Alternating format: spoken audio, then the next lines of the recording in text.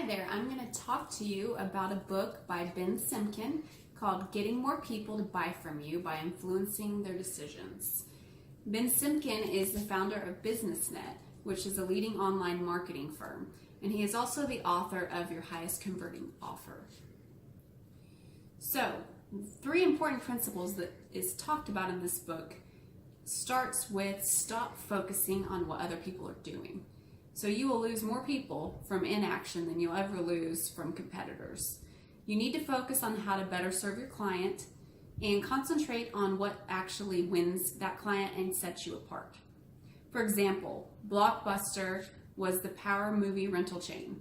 Netflix came in and started a completely different idea of marketing by mailing movies to your home. This ended up taking over the entire market, and Blockbuster is no longer a company, and it actually became one of the first to stream live video movies. Second, fall in love with your client, not your product. When your client knows you care about them and that you have a good product and they know it, it is because you've put in the effort and used the resources that provide better solutions for them. And third important principle is revere what you do and what you provide.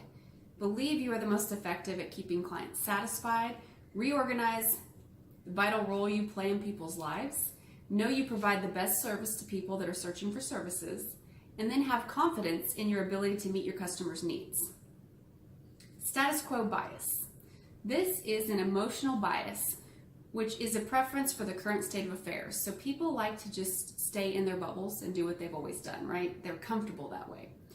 People make rational decisions based on choices, but people tend to forget that some people are not comfortable even making a choice at all. People tend to make decisions that will give them a benefit, choosing the most favorable outcome and usually basing something on financial gain. Example, mobile cell phone plans. Most people rarely change them because they're comfortable with what they have and they don't like change or the effort required to change the actual program and the plan. So the cell phone companies just continuously raise your rates and you just deal with it.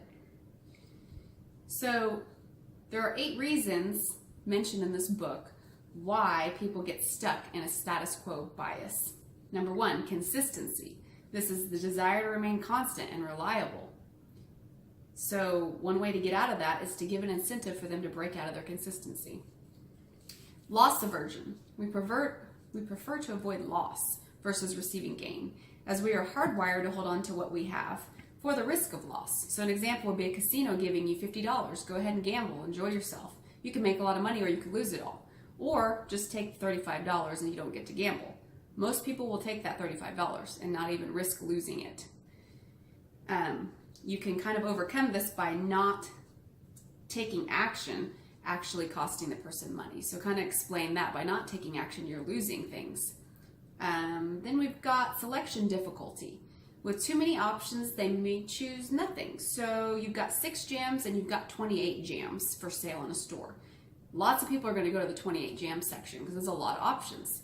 But more people are actually going to buy from the 6 jam section because 28 options are just overwhelming. So keep your selections minimal and make it easy to understand the differences between your products. Number 4 is preference stability. Many people get used to doing something a certain way or to a particular brand. So iPhone versus Android, sedans versus SUVs, and of course the newest is the Uber versus the taxi. Some people will stay with taxis because it's what they know, but Ubers are actually quicker and cheaper. So for this to overcome this preference stability, you want to give information that may challenge the way another person does business and give them some incentive. Values conflict. This is number 5. We want to buy and make consistent choices with who we are. We want to have our values displayed in what we purchase. So maybe you need a large SUV because you have a lot of kids, but you don't want to have a gas guzzler because you believe in having a green earth. So maybe you compromise and go hybrid.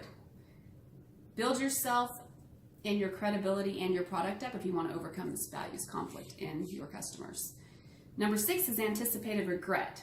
Buy because of the fear that they may regret it one day if they don't buy it. So a way to get over this is to explain that others have self-doubt too, but after they bought this product, they couldn't remember what their hesitation was. Number 7, anticipated blame. You don't want to make the wrong decision and let people down. so they may not make a decision at all. You can overcome this by explaining that making no decision may actually cause them to get in more trouble than if they made the right decision with your product. And number 8 is perceived cost of action. So some people are afraid of the upfront costs and they're afraid of too much change. So always approach them with a low buy-in and explain the process so they're not concerned about a lot of change. So there are ways to overcome these reasons for staying in the status quo bias by changing the context of the prospects. You have to believe the product will have a positive impact on the person's life.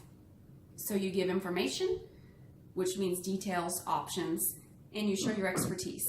And then you also give incentives. Provide the scarcity of the deal and urgency to take action, like the sale ends tomorrow. You can help your prospects move to action by using these simple strategies and by being sincere in your efforts to understand what the customers want, what they want, and how to get them to move forward. Ben Simkin does a great job of explaining all of these processes that will hopefully influence customers to buy from your company. Thanks so much.